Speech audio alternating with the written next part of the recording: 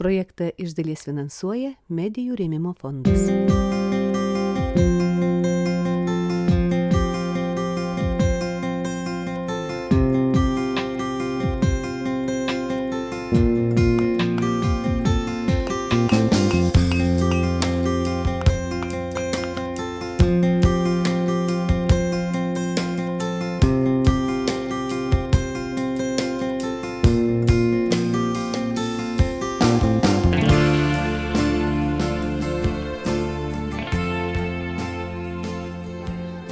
Lietuvių liaudies muzika tai darni žmogaus ir gamtos bendrystė. Žmonės nuo seno gebėjo instrumentus susikurti iš to, kas augo aplink. Tad vieni seniausių mūsų muzikos instrumentų yra mediniai. Jie paprasti, bet skambus, pagaminti rankomis, iš širdies ir su išmintimi. Tarp visų garsų, kuriuos išgauna žmogus, tarp simbolų, kanklių ir skudučių, yra vienas instrumentas, kuris atrodo paprastas, bet kai suskamba, tai regis ir žemę pabudinti gali. Tai skrabalai. Skrabalai yra irgi chromatinis instrumentas čia. Iš bet kokios tonacijos gali groti, kai valdyti reikia. Bet tai tiek, kad ta aplikatūra tokia keista. Kai jeigu groji, tarkim, pianinu, tai viskas kyla aukštyn. O čia yra taip knygą atvirkščiai skaitytum. Aukštyn liptum. Šiaip tai nėra sudėtinga gal išgroti, bet reikia žinot, kur kokia nata, kad ją pataikyt, laiku pataikyt. Ir aišku, techniką reikia atidirbti, kad riešai judėtų. Nes priklauso turbūt kaip judinė. Taip. Ir pastovit palaikyti reikia formą, nes jeigu tu nepagroji kelias dienas, jau žiūrėk sunkiau. O jeigu savaitę nepagroji, paskui būna labai sunku. Žiūrėk, kad nebespėjai į tą taktą. Būna, kad neatsiliktum. Priešai sunku, ar ne? Ir taip, būna toks. Taip, nes čia toks yra, kai skaitai, kad mašina važiuoja, o tu bėgi. O jeigu tu netreniruotas, tu nebepabėgi. Žiūrėk, kad ir lėtai važiuoja. Tai va, o čia turi to pačiu išlaikyti tą tempą ir aišku, tas smulkias natas irgi mokėti išgroti. Skrabalai sudaryti iš įvairaus dydžio medinių varpelių. Nuo senų laikų iki pat 20 amžiaus šios medinius varpelius piemenys kabino gyvuliams ant kaklo, kad girdėtų, kur ganosi jų bandos. Tačiau išgirdę, kaip jie skamba, žmonės suprato, tai ne tik varpelis, tai muzikos instrumentas. Nėra senas instrumentas, tai po karo, tai galim sakyti, išpopuliarino. Jono Švedo dainų ansamblius, kai įsikūrė, tai pirmieji tokie skrabalai buvo panaudoti kaip instrumentas. O šiaip tai jos pritardavo prie harmonikos, prie smuiko liaudiškai dėžutėm, kurios irgi nuimdavo tradiciškai nuo tų, kaip ganydavo gyvulius, pakabindavo tokius varpelius po kaklais. Kažkas pabandė, kad visai gerai pritarti yra, kai daužai kaip beldė į taktą labai gražiai skamba. Savotiškai toks yra kaip autentika, nes tai yra, kadangi mūsų protėviai beveik visi piemenys ganydavo, tai galbūt tą garsą girdėdavo, tai yra dalis mūsų genuose tai yra. Todėl lietuviai skrabalus ir mėgsta. Tai toks instrumentas uždegantis. Taip.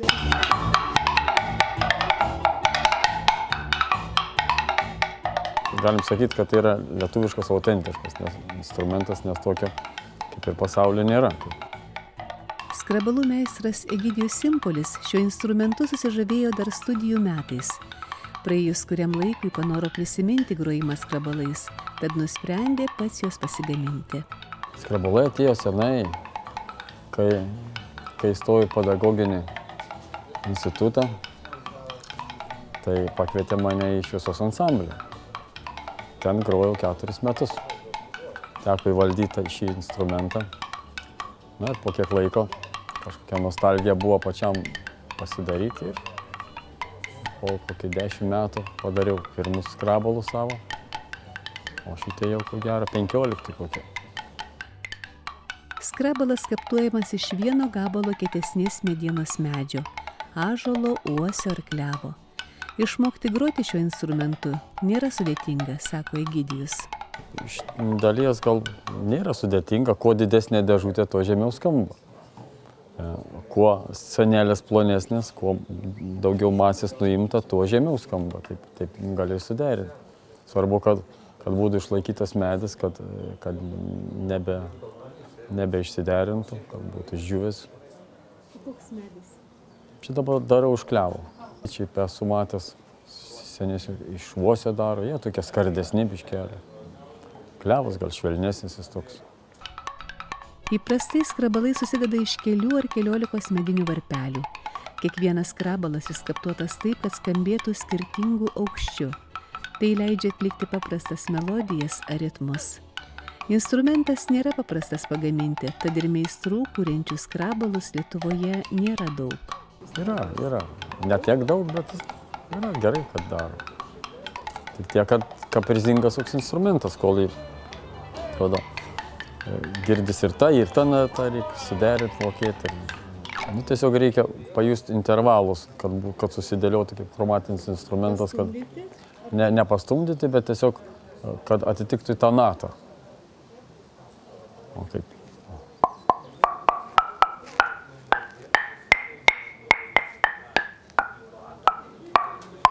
Kad būtų ta gama susidėliotų. Ir aišku, tarpe pustoniai, kad po pusę tono visur eitų. Tai esmė sudėliojami? Taip. Sudėliojami ir kad derėtų, kad jos atitiktų. Dėžučių, ar teisingai pasakai, kaip vadinasi? Dėžutės, taip. Čia vidurės dėžutės. Būna, aišku, stipraus smūgio būna, kad perskyla, gali tekti ir suklijuoti, ir pakeisti. Norint pažeminti, nuimi kampus, arba vidų paskaptuoji, šonus, bet irgi su saiku, kad paskui neperskiltų ateiti. Jeigu nori paaukštinti, gali priklijuoti arba iš priekio šiek tiek nuimi. Toks būdas, principas toks derinimai.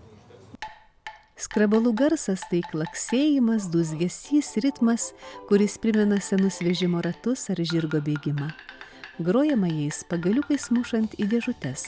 Tai būtų kaip ir mušamasis instrumentas, galim taip sakyti, nes jį reikia mušti.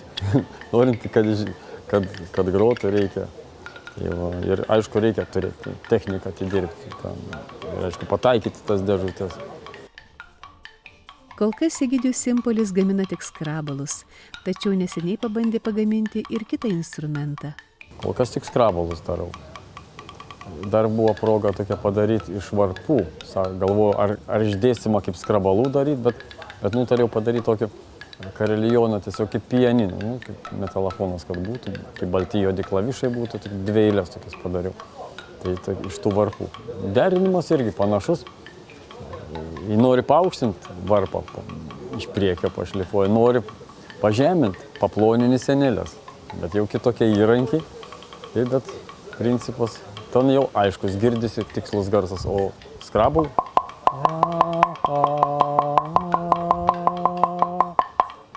O kuris tikras? Tai va toks, žinot, ir biškiai ir taip girdisi, bet kuris dominuoja, tada dominuojantis su kitu dominuojančiu, taip susijungia, maždaug taip ir girdisi. Kartais būna sudėlioja, viskas tinka, pradedi grot, oi, netinka, apsirikau, galbūt sukeisti reikia vietom. Galvoji, kad žemas, pasirodo aukštas, arba atvirkščiai būna. Tai reikia ir išbandyti. Ir dar, kai jos išdaužai, įgroji, tada jie pradeda iš tikrųjų skambėti. Šiai būna, pradžiai toks, galbūt, toks ne visai skambantis, o paskui.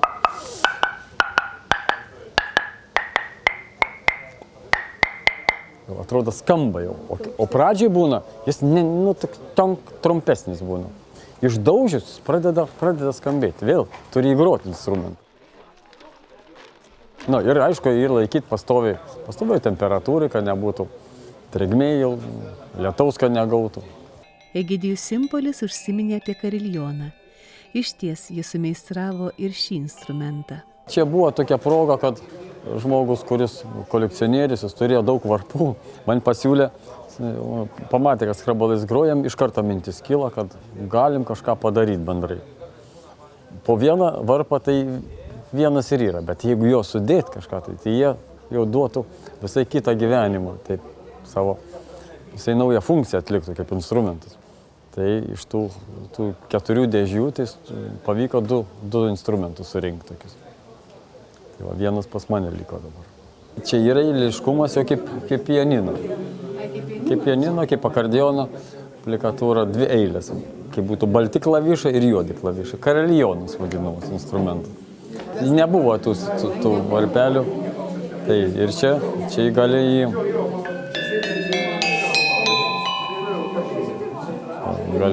irgi kokio nori tonaciją sugroti. O tai galit kažkokį kūrinuką? Galim pabandyti.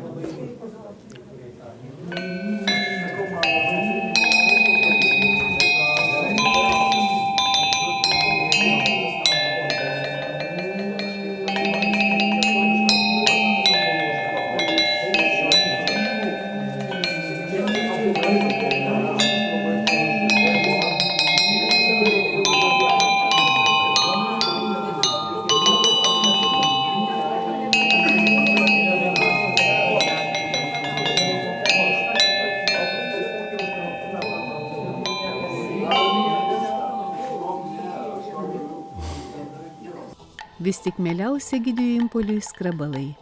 Pakruojo krašte, kuris gyvena, yra užaugusi ir nauja skrabalininkų karta. Kai pirmus pasidariau skrabalus, tai buvo toks kaip ir Pakruojo, kaip ir tokia pradėjomės burti visus mokančius, grojančius skrabalais, tokius festivalius darydavom, skrabalininkų šventės. Tai va, net 7 tokie festivaliai vyko. Susirinkdavo nuo mažiausio iki profesionalo. Ir vyko ir tokie konkursai įvairūs vaikams skirti.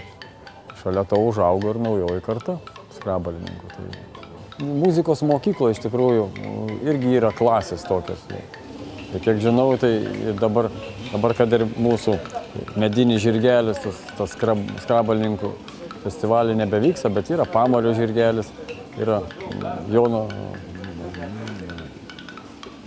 Švedo irgi būna konkursai, jo vardo skirti. Tai ten ir ten ta jaunoji karta ir pasireiškia. Jaunoji karta, grojanti lietuviškais liaudies instrumentais, pasireikšti gali ir dar vienoje muzikos šventėje, kas 2 metus vykstančiame Lietuvos vaikų ir moksleivių lietuvių liaudies kūrybos atlikėjų konkurse Tramtatulis. Šių metų konkursas jau 11 ir skirtas jis lietuvių liaudies dainų metams bei pirmojo Liudviko Rėzos sudaryto lietuvių liaudies dainų rinkinio 200 metų sukakčiai paminėti. Šiemet Tramtatulis yra ypatingas tuo, kad skiriam jį lietuvių liaudies dainų metams. Ir Liudviko Rėzos pirmojo lietuvių liaudies dainų rinkinio dainos Litauische Volkslieder rinkinio 200 metų sukakčiai paminėti.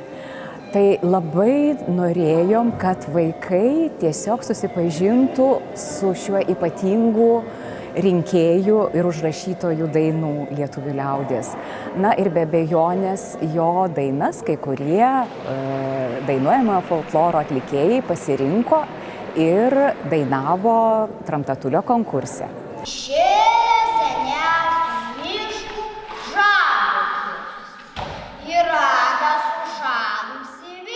Konkurso dalyvių amžius nuo 3 iki 19 metų. Pirmiausia rengiami vietiniai konkurso ratai savivaldybėse. Čia laureatais tapę atlikėjai keliauja į regioninį konkurso ratą, o iš ten geriausiai įvyksta į nacionalinį turą, kuris tradiciškai rengiamas Kaune. Šį kartą į Kauną ir vėl suvažiavo geriausi atlikėjai iš visos Lietuvos. Jaunieji dalyviai varžėsi įvairiose kategorijose. Dainininkai, muzikantai, pasakotojai ir ansambliai. Ir kiekvienas jų atnešė dalelę savo krašto skambesio, tarmių, garsų, ritmų ir melodijų. Atvažiavom su šauliu dainininku Gabrieliu Šulcu, kuris atstovauja Kėdainių kraštą, dainuojam Kėdainių folklorą ir labai džiaugiamės, kad papuolėm į nacionalinį atrankos turą.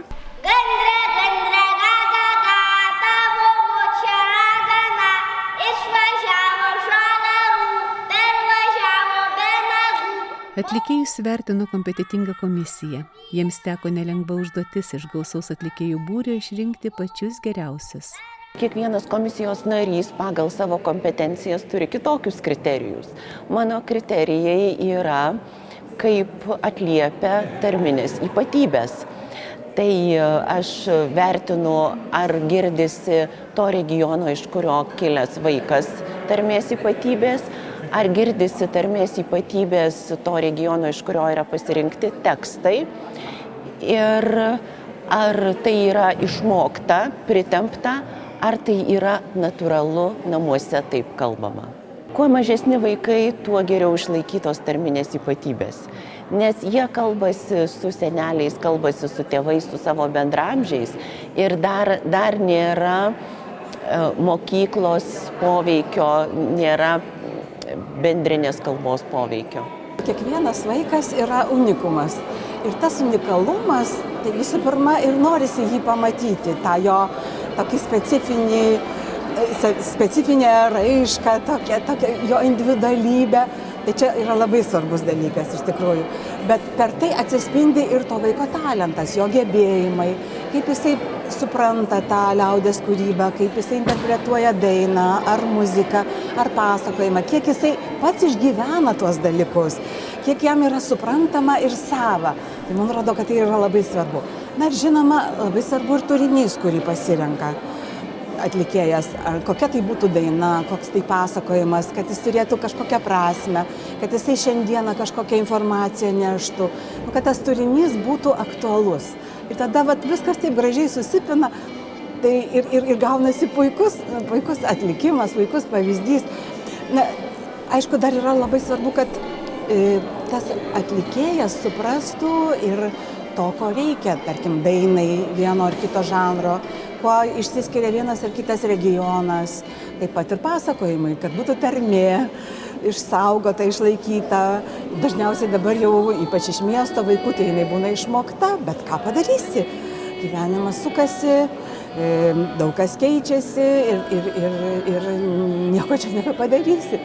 Lygiai taip ir muzika, koks tas instrumentarius, ar geba improvizuoti, ar geba pajusti stilių, žodžiu, ar geba irgi vėl tą savo individualybę perteikti kartu su muzika ir perteikti tą džiaugsmą, muzikavimo, dainavimo, pasakojimo ir tą gelmę to dainavimo, tos dainos, muzikos. Žodžiu, tiesiog, ar pats vaikas jaučia tą tapatybę, ar jaučia tai, kad tai yra jo kultūra, kad tai yra jam svarbu, kad jam tai yra savita, kad jam tai yra brangu. Tramtatulis skatina vaikus ir moksleivius domėti savo krašto tradicinę kultūrą, suvokti jos vertę, ugdyti jaunosius liaudies dainų, sakytinės kūrybos, instrumentinės muzikos atlikėjus. Ne kartą Tramtatulyje dalyvavo bei laureate tapo ir šio nacionalinio konkurso turo renginio vedėja Saulenė. Man atrodo, kad visada reikia išbandyti pabūti dalyviu ir tik po to gali būti vedėju, nes vis tiek žinai, kad tas jaudulys yra ir tada bandai gal ir nuraminti tą vaiką, pasakyti jam kokį švelnų žodį, kad na, tu nesijaudink, komisija tikrai čia nepikta. Ir tada jau, kai pabūni, kai pats atlieki ir žinai, kokia ta kaina atlikimo ir kiek ten streso yra, tai tada labai smagu ir vesti, nes labiau gali atjausti tuos dalyvius. Ne vienerius metus dalyvau pati Tramtatulyje ir esu tapus laureate, o dabar tenka vesti renginį jau irgi ne pirmą kartą. Tai didelis džiaugsmas, be galo džiaugiuosi, kad ir pasitiki, žinoma, ir apskritai labai smagu matyti tuos vaikus. Dabar jau visai kitomis akimis, dabar jau ir pati galbūt tyliai pavertinu, kas čia galėtų būti laureatas, kas čia galėtų būti diplomantas, ko trūksta šitam, o kas labai gerai pas šitą. Tai labai smagu, labai įdomu visą Lietuvą pamatyti. Tramtatulis tai tarsi muzikinis žemėlapis, kuris parodo, kokia įvairi, bet kartu viena yra Lietuva. Čia skamba mūsų krašto dainos, sakmės, pasakos, tarmės ir instrumentai, atgaivinti vaikų balsais ir širdimis. Per ilgus gyvavimo metus konkursas išaugino didžiulį būrį laureatų, diplomantų, liaudies kūrybą mylinčių žmonių, o dalis jų ir patys tapo mokytojais ir dabar rengia vaikus Tramtatulio konkursui. Šis konkursas toks, sakyčiau, kitoks ta prasme, kad mes jau turim čia tas kelias kartas. Kelios kartos ruošia vaikučius konkursui. Tai yra ir seneliai, ir tėveliai, ir mokytojai, ir šį kartą netgi sesė ruošia savo sesutę, pasakotoją. Tai aš visuomet sakau, kad šis konkursas nėra tik konkursas, tai yra toks reiškinys, tokia suburiantis ypatingą bendruomenę, kuri nuolatos keičiasi, auga, be abejonės tobulėja ir išties prieš kiekvieną konkursą vyksta seminarai. Ir tai labai svarbu, kad toji kokybė, tas požiūris į liaudies kūrybą yra čia jau kitoks. Čia tarsi mes siekiam to kaip įmanoma gražesnio atlikimo, kaip įmanoma tokio, kiek įmanoma išsaugoti tiek tarmę, tiek tą folklorinio balso tas ypatybės, tiek tą stilistiką grojimo. Ir išties matom, kad dar turim labai daug talentingų vaikų Lietuvoje ir tuo turim ypatingai pasidžiaugti. Ir dar kitas labai svarbus aspektas, kad yra nuolatiniai Tramtatulio mokytojai. Tie, kurie nuo pat pirmojo Tramtatulio ruošia vaikus. Bet iš kitos pusės džiugu, kad jie paruošė, kai kurie iš jų paruošė ir pamainą. Tai, kaip jau minėjau, čia mes turim ir tų jau mokytojų, kurie buvę laureatai Tramtatulio ir dabar jau jie ruošia savo vaikus asmeninius arba ruošia savo mokinius. Tai iš tikrųjų 21 amžiuje, tai aš sakyčiau toks savotiškas mažasis stebuklas, kad mes girdim gyvą liaudies dainą, gyvą tradicinį muzikavimą, na ir tą tarmišką pasakojimą. O mums yra tekę išgirsti gimnazijų ir vidurinių mokyklų mokytojų tokią nuomonę, kad, žinot, vaikai tarpusavyje kalbasi anglų kalba. Ką jūs galvojate, dar yra tarmiškai kalbančiųjų? Yra ir iš tikrųjų yra dar tokių, kurie savo šeimose kalba tarmiškai. Tai va, o manau, kad vertinimo komisijai tai bus labai labai sudėtinga užduotis išrinkti laureatus ir diplomantus. Ir aš manau, kad šis konkursas yra tokia labai kryptinga investicija į mūsų liaudies kūrybos sklaidos ateitį.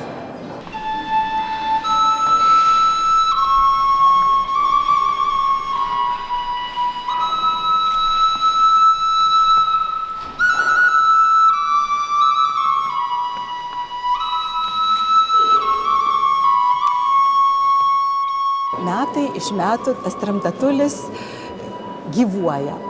Ir mes matom labai įdomias tendencijas. Matom, kad kai kuriems vaikams tas Tramtatulis yra tarsi jo gyvenimo dalis.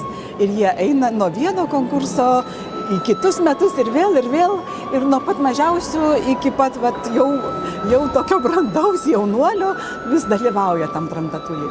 Matom ir naujai ateinančių.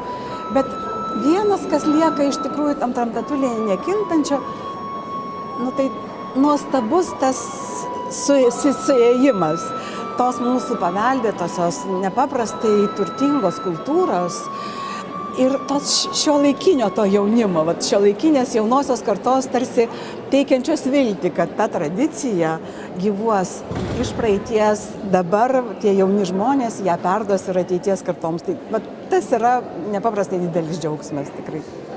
Mokytojams tenka didžiulė užduotis – atrasti talentingus vaikus ir padėti jiems atsiskleisti. Tinkamai paruošti konkursui – didelis darbas.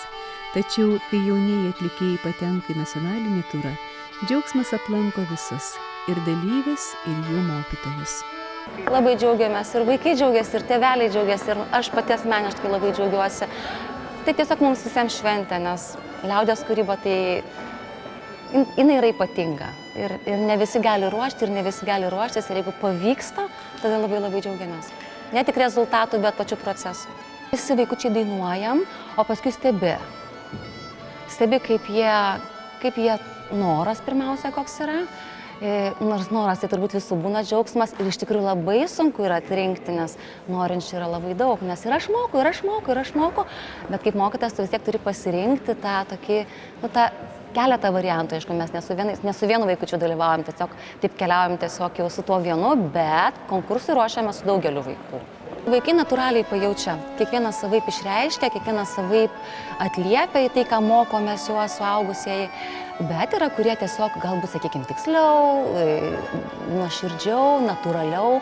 Labai svarbu ta organika vaiko, kad ne tai, kad jie išmoksta, bet dar ir pagauna tą dvasią, tą tokį autentiškumą iš savęs ištransliuoja. Tai Gabrielis toks ir yra. Aš labai džiaugiuosi, kad jis toks yra.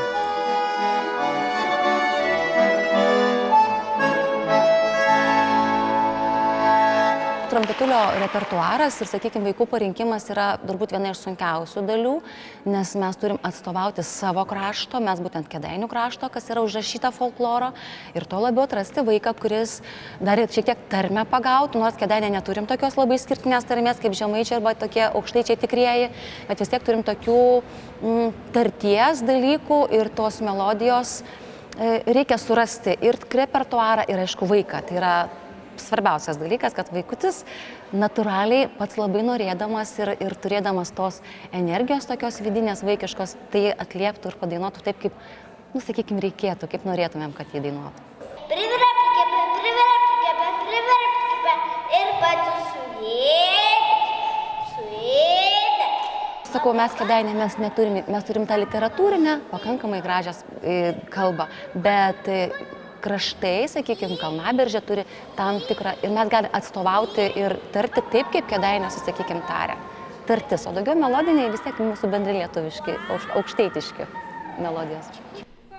Pirmasis Tramtatulio konkursas įvyko 2005 metais ir iš karto tapo svarbiausių vaikų ir jaunimo folkloro atlikėjų konkursų Lietuvoje. Tai vaikų rankomis kuriamas tiltas tarp praeities ir ateities. Tai vieta, kur kiekvienas žodis, garsas ir melodija įgyja prasmę. Su metais konkursas vis augo ir keitėsi. Niekas nestovi vietoje, sako komisijos narės. Niekas niekada nestovi vietoje. Didžiausias iššūkis buvo per pandemiją, kai konkursas vyko nuotoliniu būdu, tada buvo toks truputėlį keistas, o dabar vėl sugrįžom, konkursas vyksta gyvai. Repertuaras taip keičiasi.